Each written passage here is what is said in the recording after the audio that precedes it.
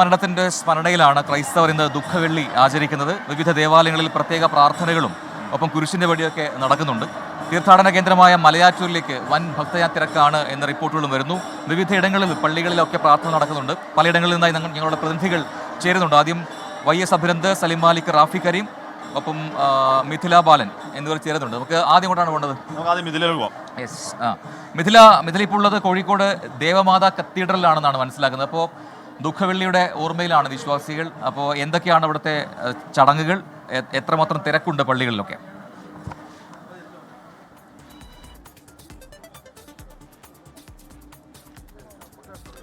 പ്രജിൻ തീർച്ചയായും സൂചിപ്പിച്ചതുപോലെ തന്നെ ഞാനുള്ളത് ദേവമാതാ കത്തീഡ്രലിലാണ്. ഇവിടെ നിന്നാണ് കുരിശിൻ്റെ വഴി ആരംഭിക്കുക. ഇപ്പോൾ നമുക്ക് ഈ ദൃശ്യങ്ങൾ കാണാം.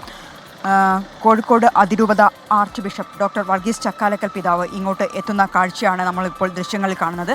അദ്ദേഹത്തിൻ്റെ നേതൃത്വത്തിലാണ് ഈ ഒരു ചടങ്ങ്, ഇന്ന് കുരിശിൻ്റെ വഴി ചടങ്ങ് പുരോഗമിക്കുക. യേശു ക്രിസ്തുവിൻ്റെ പീഡാനുഭവത്തിൻ്റെയും കുരിശുമരണത്തിൻ്റെയും ഓർമ്മ പുതുക്കലാണ് ഇന്ന് ക്രൈസ്തവരെ സംബന്ധിച്ചിടത്തോളം. നമുക്ക് ബിഷപ്പിനോട് തന്നെ ചോദിക്കാം, ഇന്ന് കുരിശിൻ്റെ വഴിയാണ്, എങ്ങനെയാണ് ഇന്നത്തെ ഒരു ചടങ്ങുകളും മറ്റു കാര്യങ്ങളും? ഇന്നിപ്പോൾ കുരിശിൻ്റെ വഴി ആരംഭിക്കും. അതൊരു 2-3 മണിക്കൂർ ഉണ്ടാവും. അത് ചെന്ന് അവസാനിക്കുന്നത് സെൻറ്റ് ജോസഫ്സ് സിറ്റി പള്ളിയിലാണ്. അവിടെ വെച്ചൊരു ചെറിയ പ്രഭാഷണം ഉണ്ടാവും. അതിനുശേഷം എല്ലാവരും ഇന്നൊരു ശരിക്കും പറഞ്ഞ ഒരു നിശബ്ദതയുടെ, പ്രാർത്ഥനയുടെ, ഉപവാസത്തിൻ്റെയൊക്കെ ദിവസമാണ്. ഇന്നെല്ലാവരും ഉപവസിക്കണമെന്നുണ്ട്. അപ്പോൾ പ്രാർത്ഥനയിൽ ചിലവർ കർത്താവിൻ്റെ മരണത്തെക്കുറിച്ച് പ്രത്യേകമായിട്ട് ഓർത്ത് ചിന്തിച്ച്, വിലാപത്തിൻ്റെ ദിവസമാണ് ഇന്ന്. വിശ്വാസികളെ വിലാപത്തിൻ്റെ ദിവസമാണെന്ന് പറയാം. വിലാപം നമ്മൾ ഗുഡ് ഫ്രൈഡേ എന്ന് പറയും, അതുപോലെ തന്നെ ദുഃഖവെള്ളി എന്നൊക്കെ പറയും. ഗുഡ് ഫ്രൈഡേ എന്ന് പറയുമ്പോൾ അത് നല്ല ദിവസമായിട്ട് തന്നെ കാണുന്നത്. ദുഃഖവെള്ളി എന്ന് പറയുമ്പോൾ ഒരു സങ്കടത്തിൻ്റെ ദിവസമായിട്ട് കാണുന്നത്. പക്ഷെ എല്ലാം കൂടി നോക്കുമ്പോൾ നമ്മൾ ദുഃഖവെള്ളിയാഴ്ച ക്രിസ്തു മരിച്ചു, എനിക്ക് വേണ്ടി മരിച്ചു എന്നുള്ള ചിന്തയാണുള്ളത്. അതാണ് തീർച്ചയായും വർഗീസ് ചക്കാലക്കൽ പിതാവിൻ്റെ നേതൃത്വത്തിലാണ് ഈ ഒരു കുരിശിൻ്റെ വഴി ഇവിടെ നടക്കുക. അതിനുശേഷം അദ്ദേഹം ഈ ഒരു സന്ദേശം നൽകി. ഇപ്പോൾ അദ്ദേഹം വീണ്ടും മാധ്യമങ്ങളെ കാണുകയാണ്. നമുക്ക് അതിലേക്ക് പോവാം.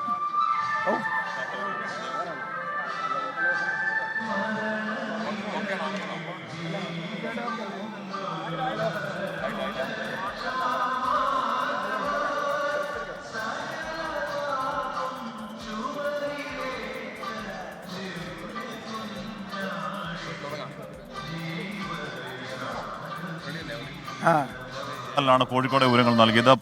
പാളയത്തുനിന്ന് സലീം മാലിക് ചേരുന്നുണ്ട്. സലീം, പാളയംപള്ളി ഭക്തരുടെ പ്രധാനപ്പെട്ട ഒരു കേന്ദ്രമാണ്. ഇപ്പോൾ രാവിലെ ദുഃഖവെള്ളി ദിവസം എത്രത്തോളം ഭക്തർ അങ്ങോട്ടേക്ക് എത്തിച്ചേരുന്നുണ്ട്, എന്താണ് അവിടുത്തെ കാഴ്ച? സലീം.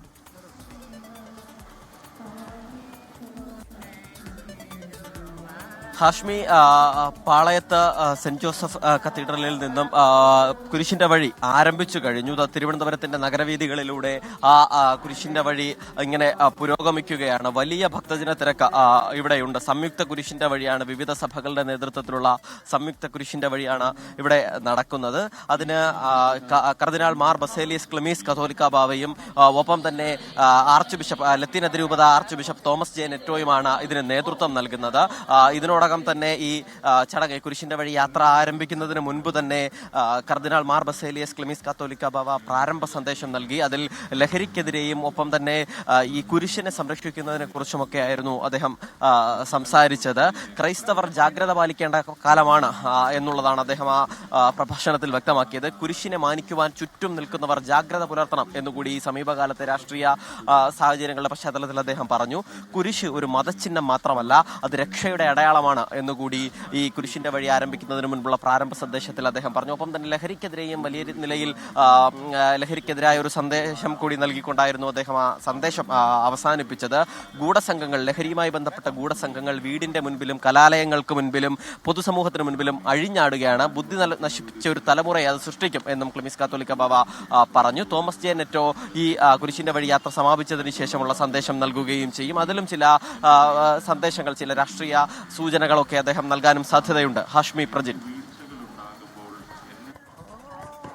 യെസ്, സലിം മാലിക്കാണ് പാളയം പള്ളിയിൽ വിശദാംശങ്ങൾ നൽകിയത്. നമുക്കിനി ഇന്ന് കൊച്ചിയിലേക്ക് പോവാം. അവിടെ കോലഞ്ചേരി ക്വീൻ മേരീസ് ദേവാലയത്തിൽ റാഫി കരീം ചേരുന്നുണ്ട്. യെസ്, റാഫി ഉള്ളത് കോലഞ്ചേരി ക്വീൻ മേരീസ് ദേവാലയത്തിലാണ്.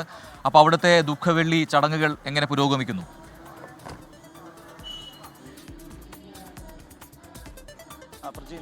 ദുഃഖവെള്ളി ചടങ്ങുകൾ ആരംഭിച്ചിട്ടുണ്ട്. സീറോ മലബാർ കത്തോലിക്ക സഭയുടെ major archbishop Mar Raphael തട്ടിലാണ് ഇവിടുത്തെ ഇന്നത്തെ ദുഃഖവെള്ളിയോടനുബന്ധിച്ചുള്ള തിരുക്കർമ്മങ്ങൾക്ക് നേതൃത്വം വഹിക്കുന്നത്. ഇപ്പോൾ ഇതുമായി ബന്ധപ്പെട്ടുള്ള പ്രാർത്ഥനകളും കുരിശിൻ്റെ വഴിയും അടക്കമുള്ള ചടങ്ങുകൾ ഈ ദേവാലയത്തിൽ ആരംഭിച്ചിട്ടുണ്ട്. ഇനി ഈ പ്രാർത്ഥനാ ചടങ്ങുകൾ അല്പസമയം കൂടി നീണ്ടു നിൽക്കും. അതിനുശേഷം കുരിശിൻ്റെ വഴി ഉണ്ടാകും. അതിനുശേഷം മാർ റാഫേൽ തട്ടിൽ പിതാവ് ഇതുമായി ബന്ധപ്പെട്ടുള്ള സന്ദേശം നൽകും. ഈ വിശ്വാസികൾക്കായി ഇത്തരത്തിലുള്ള ചടങ്ങുകളാണ് ക്രമീകരിച്ചിരിക്കുന്നത്. എന്തായാലും വലിയ തോതിൽ ഈ ദേവാലയത്തിലേക്ക് വിശ്വാസികൾ എത്തിയിട്ടുണ്ട്. എന്തായാലും ക്രിസ്തുവിൻ്റെ പീഡാനുഭവത്തിൻ്റെയും കുരിശുമരണത്തിൻ്റെയും ഓർമ്മ പുതുക്കിക്കൊണ്ടാണ് ഈ ക്രൈസ്തവ സമൂഹം ഇന്ന് ഈ ദുഃഖവെള്ളി ആചരിക്കുന്നത്.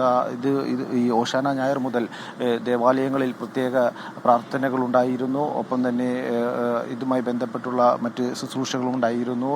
ഇന്നലെ പെസഹ വ്യാഴ ദിനത്തിലും വലിയ തോതിലുള്ള തിരക്ക് എല്ലാ ക്രിസ്ത്യൻ ദേവാലയങ്ങളിലും അനുഭവപ്പെടുകയും ചെയ്തിട്ടുണ്ടായിരുന്നു. എന്തായാലും ഇപ്പോൾ ഈ ക്വീൻ മേരീസ് ദേവാലയത്തിലും ഈ ദുഃഖവെള്ളിയോടനുബന്ധിച്ചുള്ള പ്രത്യേക പ്രാർത്ഥനകൾ നടക്കുകയാണ്.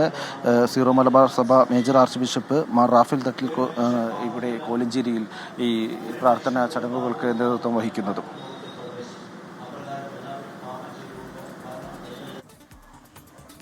മലയാറ്റൂരിൽ നിന്ന് YS അഭിനന്ദ് കൂടി ചേരുന്നു. അഭിനന്ദ്, അവിടെ കുരിശുമുടി തീർത്ഥാടനത്തിനൊക്കെ വലിയ തിരക്ക് അനുഭവപ്പെടുന്ന ദിവസങ്ങളാണ്. ഇപ്പോൾ ദുഃഖവെള്ളി ദിവസം വിശ്വാസികൾക്ക് ഏറ്റവും പ്രധാനപ്പെട്ട പീഡാനുഭവത്തിൻ്റെ ഒരു ദിവസമാണ്. അപ്പോൾ എന്താണ് രാവിലെ മലയാറ്റൂരിൻ്റെ കാഴ്ച? Welcome to Parassinikadavu Abhinand.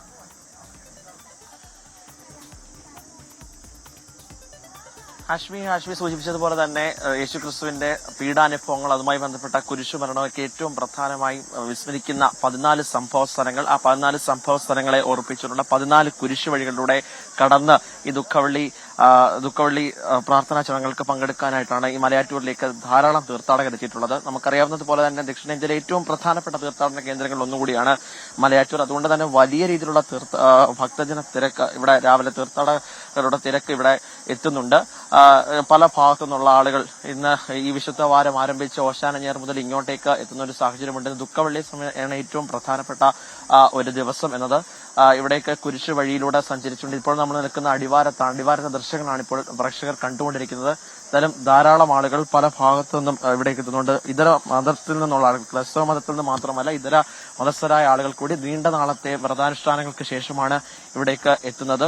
വലിയ കഠിന വ്രതത്തിന് ശേഷം ഇന്ന് വൈകിട്ടോടുകൂടി ഈ കുരിശുമുടിയിൽ പ്രത്യേക പ്രാർത്ഥനാ ചടങ്ങുകളും ഉണ്ടാകും. ആ പ്രാർത്ഥനാ ചടങ്ങുകൾക്കൊക്കെ മുഖ്യ കാർമ്മികത്വം വഹിക്കുന്നത് വിവിധ പള്ളികളിൽ നിന്നുള്ള പിതാക്കന്മാരാണ്. അപ്പൊ അതിന്റെ ഭാഗമായിട്ടാണ് ഇപ്പോൾ എത്തിയിട്ടുള്ളത്.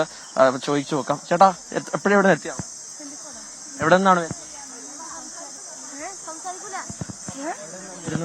കണ്ടക്കടയിൽ? എപ്പോ ഇറങ്ങി? വെളുപ്പിനെ ഇറങ്ങിയത് 5 മണിക്ക്, വീട്ടിൽ നിന്ന് 4:30. എവിടെ നിന്ന് അയച്ചു വരുന്നത്? ചെല്ലാന. എങ്ങനെയുണ്ടോ? ഒരുപാട് കയറാനുണ്ട്, ക്ഷീണമുണ്ടോ? ക്ഷീണമില്ല, കയറി നോക്കട്ടെ. അത് തന്നെയാണ് കാശ്മീർ. പല ഭാഗത്തു നിന്നുള്ള ആളുകൾ ഇവിടേക്ക് എത്തുന്നുണ്ട്. ഈ ഓശാന ഞായർ ആരംഭിച്ച് ഇങ്ങോട്ടേക്കുള്ള എല്ലാ ദിവസങ്ങളിലും തന്നെ വലിയ തീർത്ഥാടക തിരക്ക് മലയാറ്റൂർ തീർത്ഥാടന കേന്ദ്രത്തെ സംബന്ധിച്ചിടത്തോളം ഉണ്ടായിരുന്നു. ദുഃഖവെള്ളിയെ സംബന്ധിച്ചിടത്തോളം ഏറ്റവും പ്രധാനപ്പെട്ട ദിവസം കൂടിയാണ്.